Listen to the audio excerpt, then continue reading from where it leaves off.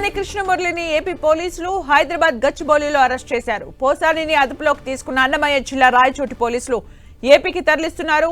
చంద్రబాబు, పవన్, లోకేష్ పై అనుచిత వ్యాఖ్యలు చేశారని ఏపీ వ్యాప్తంగా ఫిర్యాదులు అందాయి. దీనిపై కేసులు నమోదు కాగా అన్నమయ్య జిల్లా రాయచోటి సంబేపల్లి పోలీసులు అతన్ని అదుపులోకి తీసుకున్నారు.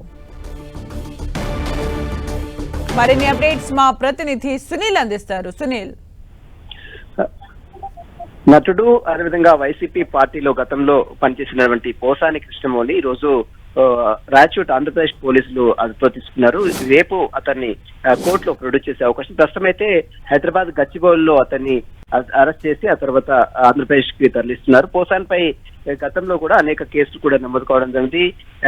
వైసీపీ ప్రభుత్వం ఓటమి చెందిన తర్వాత ఇప్పటికే పోసాని వైసీపీ పార్టీకి రాజకీయాలకు కూడా గుడ్ బై చెప్పాడు. ఆ తర్వాత గతంలో చంద్రబాబుతో పాటు పవన్ కళ్యాణ్ పై అనుచిత వ్యాఖ్యలు చేసిన నేపథ్యంలో పలు ఫిర్యాదులు అందాయి. ఆ ఫిర్యాదుల నేపథ్యంలోనే ఆంధ్రప్రదేశ్ లో ఉన్నటువంటి అన్నమయ్య జిల్లా సవణపల్లితో పాటు మరోవైపు ఉబలావారిపల్లి పోలీస్ స్టేషన్ లో పోసాని కృష్ణమురళిపై పలు కేసులు నమోదు కావడం జరిగింది. సెక్షన్ 353(2)(2) తో పాటు అదేవిధంగా 111 రెడ్ విత్ యాక్ట్ 3 and 5 కింద పోసానిపై అంటే అనుచిత వ్యాఖ్యలు చేయడం, కించపరిచే వ్యాఖ్యలు చేయడం పట్ల పోసాని కృష్ణమురళిపై కూడా ఆంధ్రప్రదేశ్ పోలీసులు పలు కేసులు కూడా నమోదు చేశారు. పోసాని కృష్ణమురళిపై అనేక కేసులు నమోదైన నేపథ్యంలో ఈ రోజు ఆంధ్రప్రదేశ్ పోలీసులు 5 బృందాలుగా గచ్చిబౌలి ఉన్నటువంటి పోసాని కృష్ణమురళి నివాసానికి చేరుకొని అతన్ని అదుపులో తీసుకొని ప్రస్తుతం అయితే అటు ఆంధ్రప్రదేశ్ కు తరలిస్తున్నారు. రేపు ఉదయం అతన్ని రాజంపేట అడిషనల్ మేజిస్ట్రేట్ ముందు కూడా కోర్టులో ప్రొడ్యూస్ చేసే అవకాశం ఉంది. మేజిస్ట్రేట్ ముందు పోసాని కృష్ణమురళి మాత్రం గతంలోనే చెప్పాడు, ఖచ్చితంగా ఆంధ్రప్రదేశ్ ప్రభుత్వం తనని రాజకీయ కక్ష సాధించే భాగంగా తనపై కేసులు నమోదు చేస్తారని ముందస్తుగానే పోసాని కృష్ణమురళి హెచ్చరించిన నేపథ్యంలో తన చేసినటువంటి వ్యాఖ్యల నేపథ్యంలోనే ఈ రోజు పోసాని కృష్ణను అటు పోలీసులు ఆంధ్రప్రదేశ్ పోలీసులు అదుపులో తీసుకొని జరిగింది. ప్రస్తుతం దీనిపై ఖచ్చితంగా న్యాయ పోరాటం చేస్తారని మాత్రం పోసాని చెప్తున్నారు.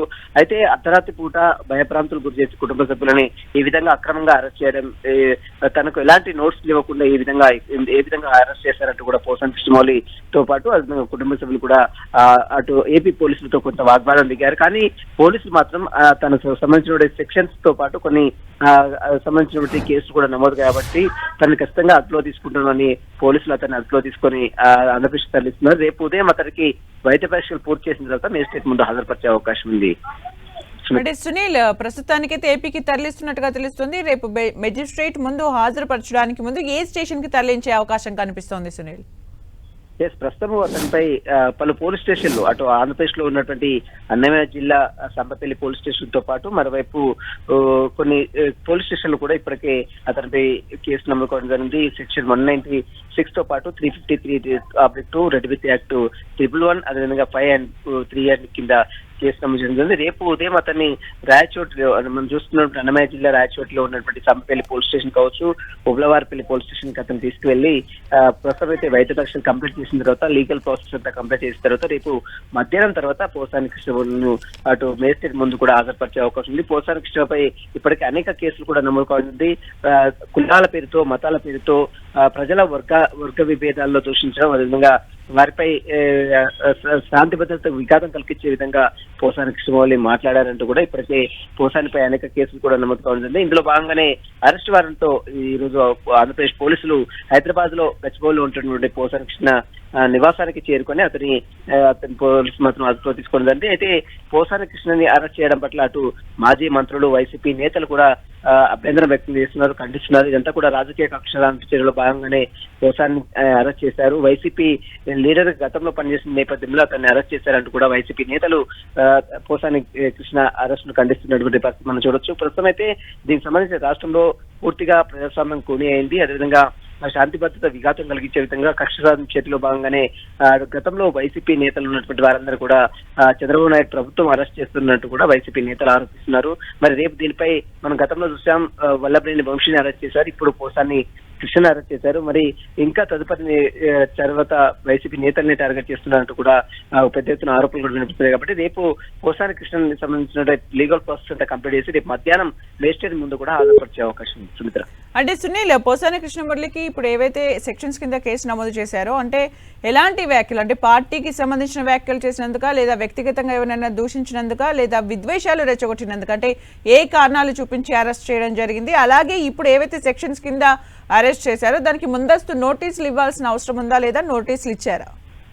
అంటే ప్రస్తుతం మనం కొత్తగా వచ్చినటువంటి భారత న్యాయ సంహిత చట్టాల ప్రకారం ఒక వ్యక్తిని అరెస్ట్ చేయడం ముందు అంటే నోటీసులు అయితే ఖచ్చితంగా ఇవ్వాల్సింది, 41 CRPC నోటీసులు ఇవ్వాలి. కానీ కొన్ని సెక్షన్స్ లో నాన్ అవైలబుల్ అంటే సీరియస్ కాగ్నిజబుల్ అఫెన్స్ లో మాత్రం నోటీసులు ఇవ్వకుండా అరెస్ట్ చేసే అవకాశాలు కూడా BNS యాక్ట్ లో వెసులుబాటు కల్పించడం జరిగింది. కాబట్టి ప్రస్తుతం అయితే అతనికి అరెస్ట్ వారెంట్ తో వచ్చి అతనిపై నమోదైనటువంటి మనం చూడొచ్చు 196 తో పాటు 353/2 అదేవిధంగా 111 రెడ్ విత్ యాక్ట్ 3 and 5 అంటే కులాల పేరుతో దూషించడం, అదేవిధంగా మతాల పేరుతో దూషించడం, అదేవిధంగా ప్రజల్లో వర్గ విభేదాలు సృష్టించి శాంతి భద్రతలు విఘాతం కలిగించే విధంగా, వ్యక్తులను కించపరిచే విధంగా, ప్రభుత్వాలను అస్థిరపరిచే విధంగా ఇతను మాట్లాడారంటూ కూడా ఈ సెక్షన్లు వర్తిస్తాయి. కాబట్టి ఇదంతా కూడా నాన్ బెయిలబుల్ సెక్షన్స్ ని ఇందులో ఇంక్లూడ్ చేశారు. కాబట్టి ఖచ్చితంగా బెయిలబుల్ సెక్షన్స్ కాదు, ఇదంతా కూడా నాన్ బెయిల్ సెక్షన్ కాబట్టి అతన్ని అరెస్ట్ చేశారు. అయితే బెయిలబుల్ సెక్షన్స్ అయితే నోటీసులు ఇచ్చి వదిలేస్తారు. 7 years ఇంప్రిజన్ ఉంటాయి, 7 సంవత్సరాల శిక్ష లోపు ఉంటే మాత్రం వారికి నోటీసులు ఇచ్చి మాత్రమే వదిలేస్తారు. కానీ 7 సంవత్సరాల పైన ఉన్నటువంటి సెక్షన్స్ ఉన్నాయి. 353 తో పాటు 196,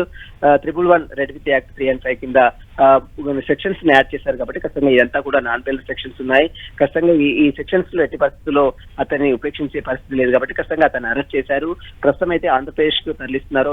రేపు ఉదయం అతనికి వైద్య పరీక్షలు కంప్లీట్ చేసి లీగల్ ప్రాసెస్ అంతా కంప్లీట్ చేసి అన్నమయ్య జిల్లాలో ఉన్నటువంటి రాయచోటి సంబంధించినటువంటి ఉబ్లవారి పెళ్లి పోలీస్ స్టేషన్ కావచ్చు, మరోవైపు 2 పోలీస్ స్టేషన్లు కూడా అతనిపై కేసులు నమోదయ్యాయి. కాబట్టి ఆ సంబంధించిన కోర్టు పోలీస్ స్టేషన్ లో ఉంచిన తర్వాత లీగల్ ప్రాసెస్ అంతా కంప్లీట్ చేసిన తర్వాత అతన్ని మధ్యాహ్నం తర్వాత మేజిస్ట్రేట్ ముందు కూడా హాజరుపరిచే అవకాశం ఉంది. ఏది అయినప్పటికీ కూడా ఈ విధంగా వైసీపీ నేతలను టార్గెట్ చేసి అరెస్ట్ చేయడం పట్ల అటు వైసీపీ నేతలు కూడా తీవ్రంగా ఖండిస్తున్నారు. గతంలో వల్లభనేని వంశీని అరెస్ట్ చేశారు. ఇప్పటికే అతన్ని పోలీస్ కస్టడీలు తీసుకొని విచారిస్తున్నటువంటి దృశ్యాలు కూడా మనం ఇప్పటికే మరోసారి ఈ రోజు పోసాని కృష్ణ అరెస్ట్ చేయడం పట్ల అటు వైసీపీ నేతలు కూడా తీవ్ర ఆగ్రహం వ్యక్తం చేస్తున్నారు. రేపు మరి వైసీపీ నేతలు దీనికి సంబంధించి దానిపై ఏ విధంగా తన కార్యాచరణ రూపొందిస్తారని కూడా చూడాల్సిన చెప్పవచ్చు. ప్రస్తుతం అయితే పోసాని కృష్ణ గతంలో అటు చంద్రబాబు నాయుడు పై కూడా వచ్చు, మరోవైపు పవన్ కళ్యాణ్ పై కూడా అనేక సందర్భాల్లో సత్యమైన వ్యాఖ్యలు చేశారంటూ కూడా అతనిపై గతంలో అనేక ఫిర్యాదులు అందాయి. అదేవిధంగా ప్రభుత్వాన్ని అస్థిరపరిచే విధంగా మాట్లాడారు, కులాల పేరుతో దూషించారు, మతాల పేరుతో దూషించారు.